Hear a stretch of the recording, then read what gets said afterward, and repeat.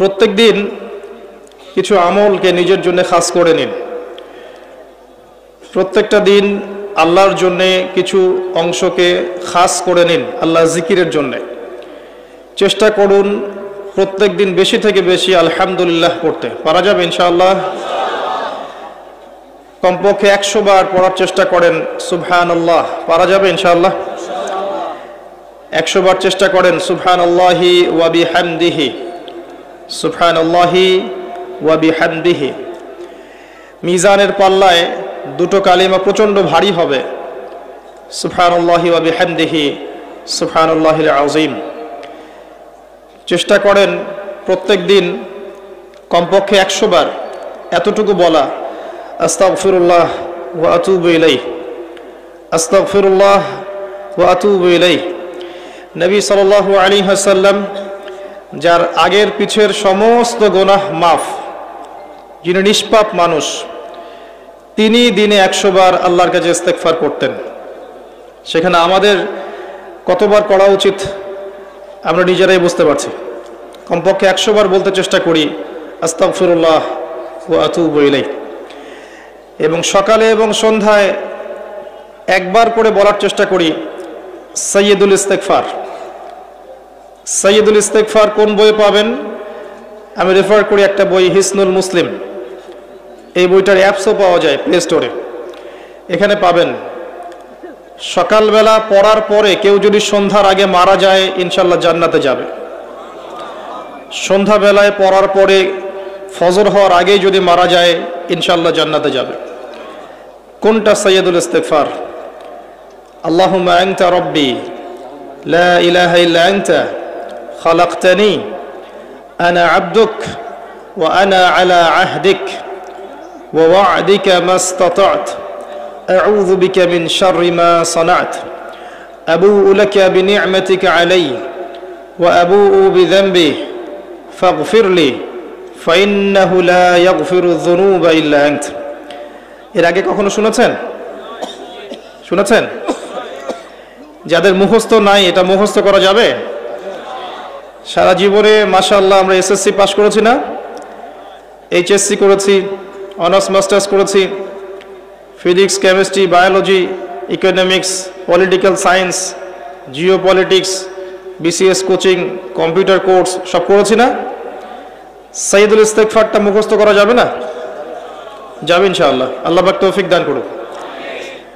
চেষ্টা করেন প্রত্যেক দিন বেশি থেকে বেশি বলার জন্য লা হাওলা ওয়ালা কুওয়াতা ইল্লা বিল্লাহ। পারা যাবে ইনশাআল্লাহ? জান্নাতে গাছ রোপণ করতে চান? আপনি কি চান জান্নাতে আপনার বাগান থাকুক, খেজুর বাগান? জান্নাতে গিয়ে দেখবেন আপনার নামে জমি আগে থেকেই কেনা আছে এবং সেখানে খেজুরের গাছ আগে থেকেই রোপণ করা আছে। এমন সৌভাগ্য চান? বেশি থেকে বেশি পড়বেন সুবহানাল্লাহিল আযীম ওয়া বিহামদিহি, সুবহানাল্লাহিল আযীম ওয়া বিহামদিহি। একবার পড়বেন, একটা গাছ রোপণ করা হবে ইনশাআল্লাহ। কমপক্ষে 10 বার পড়বেন, সকালে 10 বার, সন্ধ্যায় 10 বার। কি পড়বেন? দরুদ শরীফ। কি পড়বেন? দরুদ শরীফ। সবচেয়ে ভালো হয় যদি আল্লাহুম্মা সাল্লি আলা মুহাম্মাদ ওয়া আলা আলি মুহাম্মাদ কামা সাল্লাইতা আলা ইব্রাহিম ওয়া আলা আলি ইব্রাহিম ইন্নাকা হামিদুম মাজিদ, এটা পড়তে পারেন। যদি এটা নাও পারেন, শুধু এতটুকু বললেই হবে ইনশাআল্লাহ, আল্লাহুম্মা সাল্লি ওয়া সাল্লিম আলা নবিয়িনা মুহাম্মদ। পারা যাবে ইনশাআল্লাহ? আল্লাহুম্মা সাল্লি ওয়া সাল্লিম আলা নবিয়িনা মুহাম্মদ। সকালে 10 বার, সন্ধ্যায় 10 বার। কি ফজিলত! নবী সাল্লাল্লাহু আলাইহি ওয়াসাল্লাম আপনার জন্য সুপারিশ করবেন ইনশাআল্লাহ। নবী সাল্লাল্লাহু আলাইহি ওয়াসাল্লাম আপনার জন্য সুপারিশ করবেন ইনশাআল্লাহ। তবে যদি আপনি ভেবে থাকেন যে আপনি সুদ খাচ্ছেন, ঘুষ খাচ্ছেন, দুর্নীতি করছেন, অন্যের হক নষ্ট করছেন, নামাজের ধার ধারছেন না, যাকাতও দিচ্ছেন না, পর্দা করছেন না, নবী সাল্লাল্লাহু আলাইহি ওয়াসাল্লাম আপনাকে দেখে খুশি হবেন এমনটা মনে করার কোনো কারণ নাই। যেমন নবী সাল্লাল্লাহু আলাইহি ওয়াসাল্লাম বলেছেন, এক শ্রেণীর নারী বের হবে আখিরুজ জামানে, শেষ জামানায়। কোন জামানায়? শেষ জামানায়, মানে এই নারীরা যখন বের হবে বুঝতে হবে শেষ জামানা চলে এসেছে। কথা কি বুঝতে পারছেন? কারা তারা? নবীজি বলেছেন নিসাউন কাসিয়াতুন আরিয়া মুমিলাতুন মাইলাত, এমন নারী যারা কাপড় পরেও নগ্ন থাকবে, এমন এক শ্রেণীর মহিলা যারা কাপড় পরবে কিন্তু তারপরেও নগ্ন থাকবে। আমার কি ব্যাখ্যা করে বোঝানোর দরকার আছে? যারা মানুষকে আকৃষ্ট করবে, নিজেরাও মানুষের দিকে আকৃষ্ট হবে, এই শ্রেণীর নারীদের ব্যাপারে নবী সাল্লাল্লাহু আলাইহি ওয়াসাল্লাম বলেছেন তারা জান্নাতে যাবেও না, জান্নাতের গন্ধও পাবে না। অতএব আমল যাই হোক না কেন, শুধু সকাল সন্ধ্যায় 10 বার দরুদ পড়লেই যে আমি সুপারিশ পেয়ে যাব এমনটাও ভাবার সুযোগ নেই। প্রথমত আকীদা ঠিক করতে হবে, তাওহীদ শিখতে হবে, শিরিক থেকে দূরে থাকতে হবে, সুন্নত শিখতে হবে, বেদাত থেকে দূরে থাকতে হবে, হালাল রিজিকের সোর্স তালাশ করতে হবে, পারিবারিক আদর্শটা ঠিক করার চেষ্টা করতে হবে, পর্দার বিধান মানার চেষ্টা করতে হবে, ইসলামের জন্য নিজের জান মাল সময় শ্রম ব্যয় করে কিছু করার ফিকির থাকতে হবে।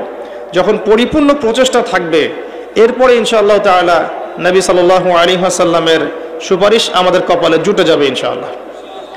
যদি কোনো প্রচেষ্টাই না থাকে, কোনো প্রচেষ্টাই নাই, শুধু মুখে একবার লা ইলাহা ইল্লাল্লাহ বলেছি এবং ভাবছি যে আমি জান্নাতে চলে যাব, ফরজ ওয়াজিবের ধার ধারছি না, শিরিক তাওহীদের ধার ধারছি না, সুন্নত বেদাতের পরোয়া করছি না, হালাল হারামের কোনো পরোয়া করছি না, ভেবে নিচ্ছি যে আমি লা ইলাহা ইল্লাল্লাহ বলেছি জান্নাতে চলে যাব, তাদের জন্য আসলে এই পৃথিবীটা নয়।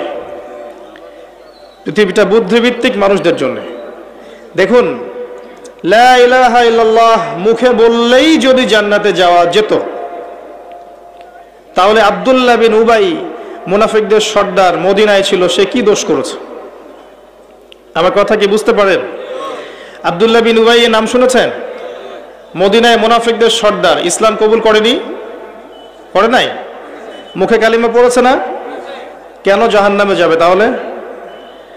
লা ইলাহা ইল্লাল্লাহ মুখে, তার আগে কলিজার ভিতরে, আগে কলবে, হৃদয় থেকে আল্লাহর সামনে আত্মসমর্পণ, আল্লাহ ছাড়া কোনো ইলাহ নাই, এটা মননে বিশ্বাস করা এবং সেভাবে আল্লাহর আদেশ নিষেধ মেনে চলার চেষ্টা করা। এরপরে কাজ করতে গিয়ে ভুল হতে পারে, তওবা করে ফিরে আসার সুযোগ আছে। লা ইলাহা ইল্লাল্লাহ এটাকে সরাসরি অস্বীকার করলে কাফের হয়ে যায়। আর লা ইলাহা ইল্লাল্লাহ কে মুখে স্বীকার করে মনের মধ্যে কপটতা থাকলে মুনাফিক হয়। আবার লা ইলাহা ইল্লাল্লাহ বলে বিভিন্ন পাপাচারে লিপ্ত থাকলে ফাসিক এবং জালেম হয়।